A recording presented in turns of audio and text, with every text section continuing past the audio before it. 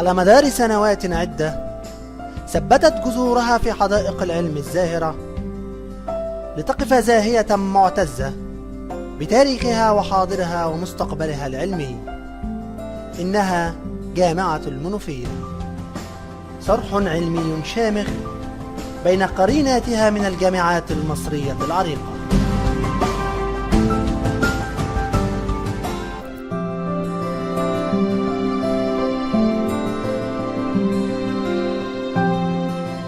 تعتبر كلية التربية من أقدم كليات الجامعة، حيث كانت تتكون الجامعة من 4 كليات، هي كلية الزراعة، التربية، الهندسة، والهندسة الإلكترونية بمنوف. انشأت كلية التربية بمدينة شبين الكوم عام 1971 تابعة لجامعة عين شمس، وبدأت الدراسة بها بشعبتي التاريخ الطبيعي والتاريخ. وفي عام 1976 أصبحت الكلية تابعة لجامعة المنوفية بقرار رئيس الوزراء رقم 1142 لسنة 76.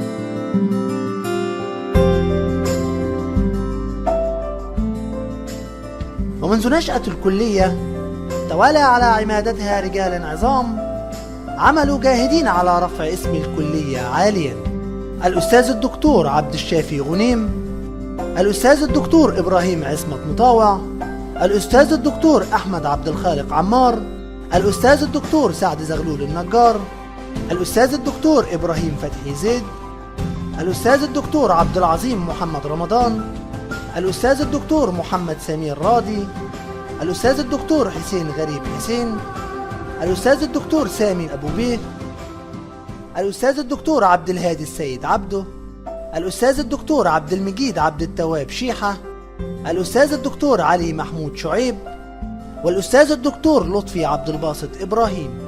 وفي عام 2014 تولى الدكتور جمال الدهشان عمادة الكلية، لتبدأ الكلية في عهده مرحلة جديدة من التقدم والازدهار. تتكون كلية التربية من 4 أقسام علمية، هي قسم أصول التربية، وهو القسم المسؤول عن تدريس مواد الأصول الاجتماعية والفلسفية للتربية ودراسة مبادئ التربية وتاريخها.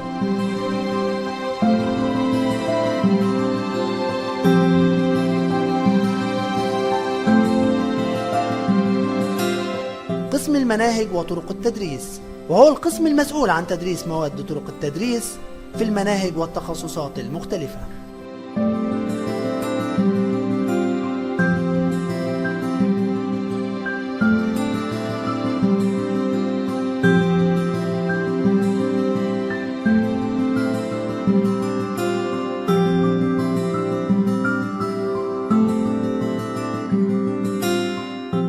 قسم الطفولة، وهو القسم المسؤول عن إعداد معلمي رياض الأطفال أكاديميا ومهنيا والمساهمة في حل مشكلات الأطفال والمشرفين على رعايتهم.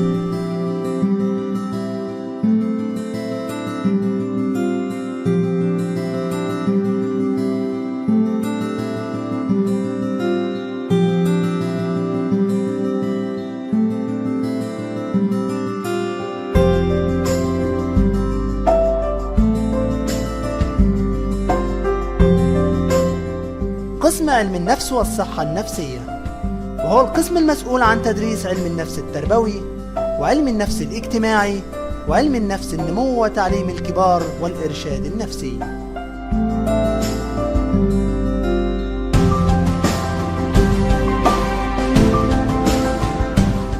كما تحرص الكلية على تقديم العديد من الخدمات الطلابية من خلال رعاية الشباب والاهتمام بالمكتبة وتطوير المعامل وتجهيزها أمام الطلاب.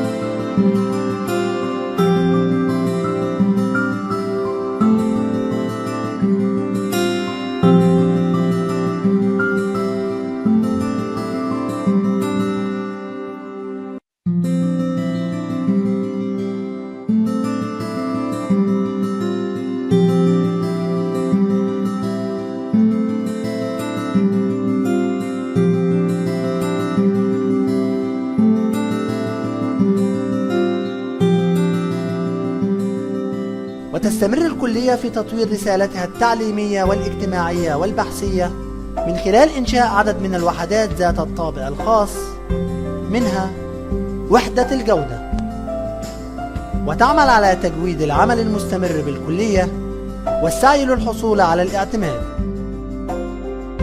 مركز تعليم الكبار، وهو المسؤول عن إعداد برامج ودورات تدريبية تربط بين الكلية وخدمة المجتمع. وحدة الخدمات الإلكترونية، المسؤولة عن الدعم الفني للموظفين وإصلاح الشبكة الداخلية للكلية ومتابعة الأعطال. وفي قطاع الدراسات العليا والعلاقات الثقافية تم خلال العام تسجيل 64 رسالة ماجستير و15 رسالة دكتوراه، وتم الحصول على 17 درجة ماجستير و10 درجات دكتوراه، كما تم الحصول على 304 درجة في الدبلوم الخاص و322 درجة في الدبلوم المهني.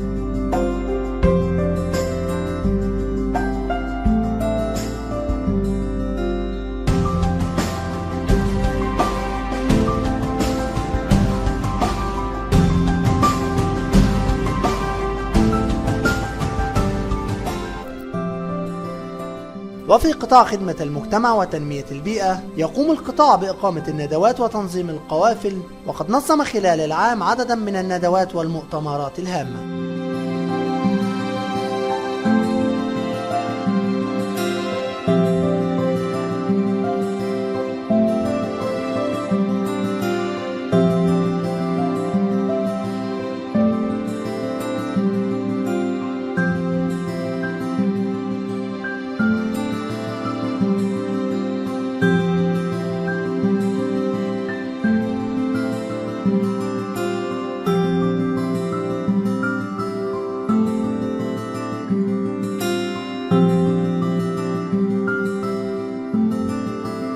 كما شاركت كلية التربية في مشروع جامعة الطفل، والذي يهدف إلى خلق جيل قادر على الإبداع والابتكار في مراحل عمرية متقدمة.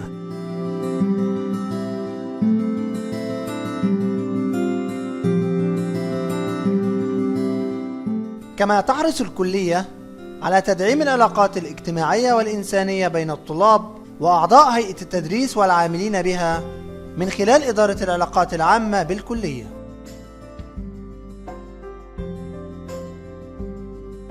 وتتوالى نشاطات الكلية وإسهاماتها العلمية لتصل إلى تنظيم المؤتمر العلمي الدولي الأول والسنوي الخامس تحت عنوان التربية العربية في العصر الرقمي، الفرص والتحديات، والمقام في الفترة من 12 إلى 13 من أكتوبر الحالي تحت رعاية الأستاذ الدكتور معوض الخولي رئيس الجامعة، وإشراف الأستاذ الدكتور أحمد القاصد نائب رئيس الجامعة للدراسات العليا والبحوث، ورئيس المؤتمر الأستاذ الدكتور جمال الدهشان عميد الكلية، ومقرر المؤتمر الأستاذ الدكتور فتيحة أحمد بطيخ وكيل الكلية لشؤون الدراسات العليا والبحوث، والأستاذ الدكتور علي حسين عطية وكيل الكلية لشؤون خدمة المجتمع وتنمية البيئة.